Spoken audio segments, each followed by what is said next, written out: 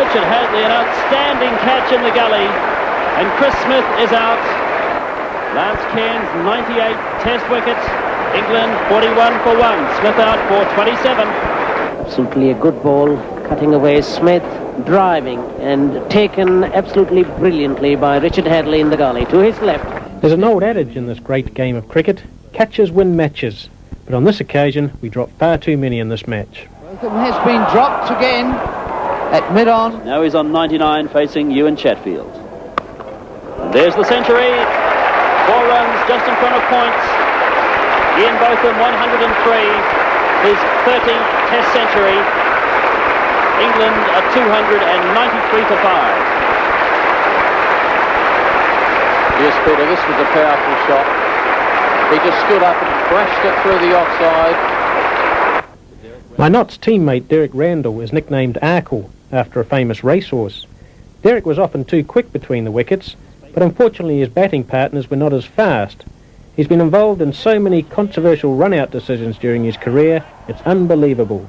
His batting calls include yes, no, wait, oops, sorry. There goes the first one. That's in retaliation for Neil Foster bowling short pitch deliveries to Richard Hadley back on Friday. While batting, I've been subjected to persistent short pitch bowling. I tend to retaliate by letting the opposing bowlers receive some of their own medicine. It may sound callous, but I am a competitor. I'd like to make it quite clear that a batsman is a problem, an obstacle, and he has to be removed. I do not bowl with the intention of hitting or maiming the batsman. I try to unsettle him so that he makes a mistake and he may give me his wicket. And that's out. Caught by Jeffrey Howarth at third slip. Neil Foster is out for 10, 426 for 9. Richard Hadley has his first wicket. And Jeffrey Howarth's 200th first-class catch. 1 for 97, Hadley. Oh, that's beautiful. I'd love to see that again. How to lose a little bit of poise and composure to a short delivery by Bob Willis.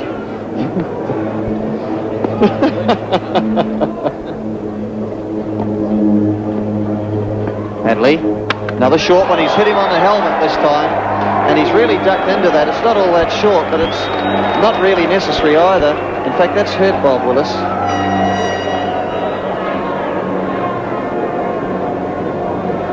Willis crushed it by Hadley. It's hit him on the side of the head.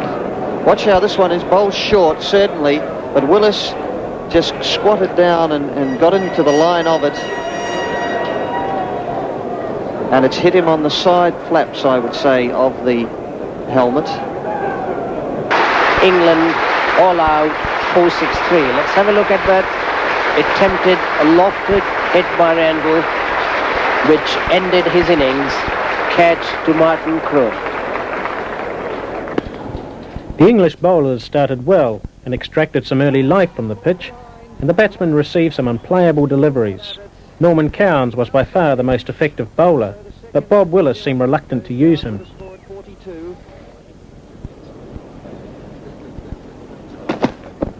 Oh, that's bowled him. I think it's bowled him. I heard the death rattle. It has. It's knocked the off bail off.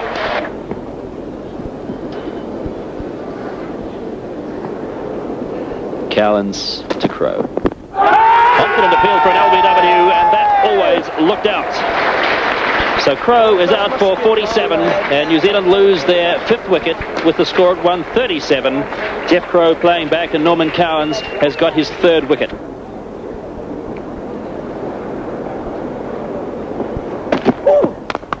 That's a good strong shot from Hadley. The most successful of the England bowlers to date is Cowans with 3 for 36. Hadley gets hold of it. There'll be 4 runs here. A drop kick just in front of square. Bouncer, and he hooks this one away over mid-wicket. 1 bounce for 4. A very friendly bouncer from Botham. And Hadley puts it away and races to 18, and New Zealand now up to 156. It's in the air, but it's safe. And it's 4 more runs to Hadley, wide of Pygott at extra cover. The shot was a little aerial, but the placement was okay, and Hadley now on to 22. Just flicks this one through mid-wicket, and that's 4 more. Effortlessly on this occasion. Oh, that's a nice shot from Richard Hadley. He managed to elude Derek Randall in the covers. 4 runs to Hadley. He moves to 42, and that's the New Zealand 200. New Zealand at 203 for 5. Hadley on 47. He's hit this one over the top. Will it clear mid-off? Easily. And that's 4 runs. Didn't appear to really swing into it. And so the Hadley, the 50 comes up. Richard Hadley, 51. And the New Zealand score now up to 218 for 6. When I batted, the English bowlers bowled too short, too full or too wide. They gave me room to play freely and attack anything that was loose. Bob Willis was very critical of his bowlers' performance, and rightly so. All they needed to do was bowl line and length and let the pitch do the work. It's in front of square, going out to the number 3 stand for 4 runs. Rather cramped with the shot, but still getting 4 for it, so Hadley racing forward now on to 59. He's flicked this one over the top though. That's 4 runs to Hadley. Pygott trying to tighten his line up to Hadley, but drifting down the leg side. He clips it just in front of square, and so he goes on to 70. Now this one's a curious little shot. It'll probably go for 4 down to long leg. It's almost as though he was protecting his body at the last moment, round about the hip area, and just flicked it around the court. Willis to Hadley. Again, the drop kick, just picking it up off his toes, hitting it over mid-wicket. Big chase for Graham Fowler. He'll bring it in front of the mid-wicket boundary. In the meantime, they'll complete 3 runs. Richard Hadley is 79. New Zealand to 258 for 6. Bob Willis will continue bowling from the southern end. Willis will move into his 17th over to Richard Hadley, who's on 80. Again, the drop kick, and again, exquisitely placed over Graham Fowler's head at mid-wicket. But Fowler turns and chases well, and they're going to come back for 3. Hadley to 83, New Zealand 264 for the loss of 6.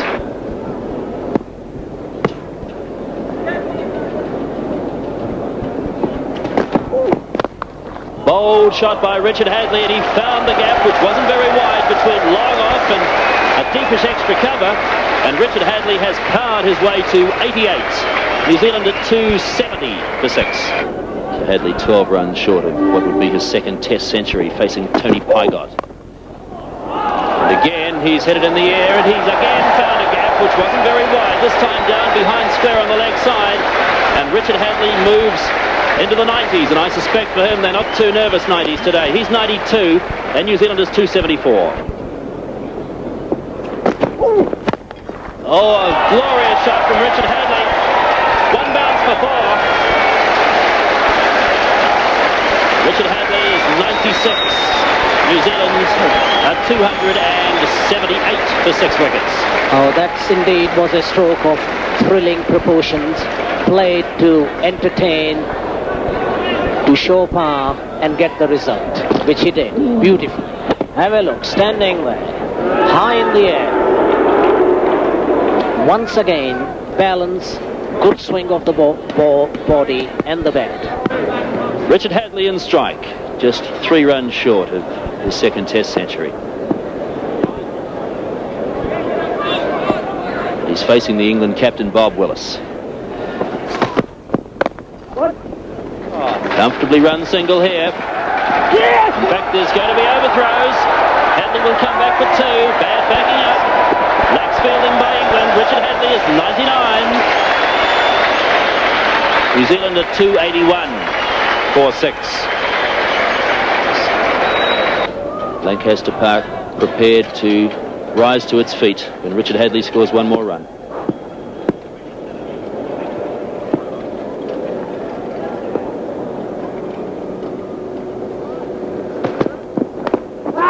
An appeal for a catch behind, and Richard Hadley is out I'd chased the ball all day long, then I flicked it one too many.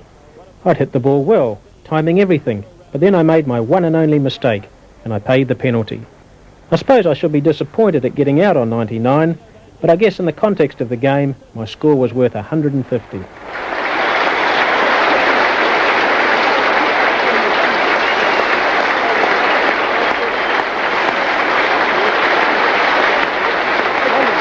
The number 5 stand on its feet. The number 1 stand on its feet. Richard Hadlee out for 99. So New Zealand all out just before 5:30 for 307. The major contributions, of course, that magnificent innings of 99 by Richard Hadlee, the second time in New Zealand Test history that a New Zealand player has reached 99 without scoring a century. Also good knocks in the middle order from Jeff Crow and Jeremy Coney, and a most valuable hand played by Ian Smith, the wicket-keeper, 32 not out. And for the third time in 3 innings in this Rothman series, he has surpassed his highest Test score. New Zealand all out for 307. And there's a round of balls bowled him. It's gone through him, I think. He's standing there. He's waiting to be given out. In fact, he is. I don't think he could believe that it hit the stumps. He must have... Armed with the new ball, Bocky ended an eventful first day for us by dismissing Graham Fowler. For the decision to be made, and stumps will be drawn because it's within 2 minutes of time with Stephen Fox first ball, and his return to Test cricket takes the wicket of Graham Fowler for only 4 runs, and so England lose their first wicket.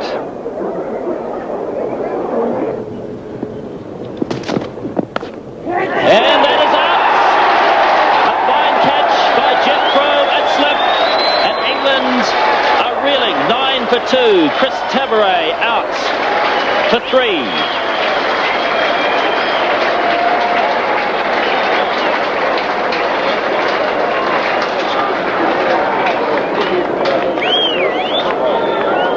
Oh, that's a marvellous delivery from Hadlee, pitching, cutting away. Tavares not moving his feet at all, edges it, and Jeff Crow takes a nice catch.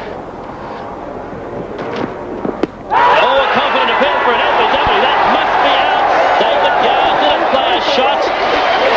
And England are in all sorts of strife. 10 for the loss of 3. Richard Hadlee has claimed his second wicket of the day. That ball moved, it kept low, and David Gower had his bat in the air, padding up, and LBW.